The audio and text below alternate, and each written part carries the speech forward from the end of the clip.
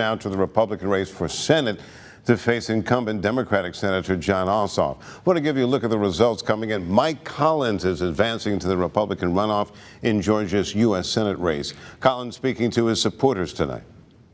You know, I started this campaign almost 10 months ago with a mission, and that was to deliver Georgia a workhorse.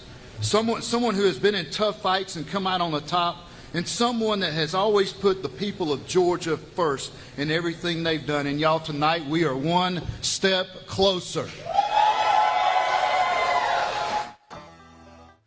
Now, every single day, week, and month of this campaign, we have had to prove the naysayers wrong. I mean, the folks out there that have been saying that some congressman from right here in Butts County, this barely finished his first term, could organize statewide, could build the coalition, or could even take on the machine and win. Well, we've proven them wrong every step of the way.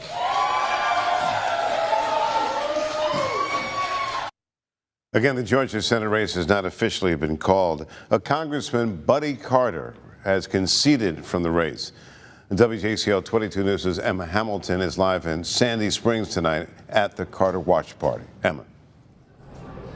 Yeah, Greg, certainly not the turnout that Congressman Buddy Carter was hoping for this evening. While there are still several votes that need to be counted in the state, Carter telling reporters that it is unlikely he is going to gain the thousands of votes he would still need to be able to head off to that runoff. The longtime 1st District Congressman falling short to both Mike Collins and Derek Dooley this evening. Carter thanking his supporters at the watch party and those who supported him across the state. While the congressman wasn't able to secure enough votes to head to the runoff, he says he's proud of the campaign he and his team ran.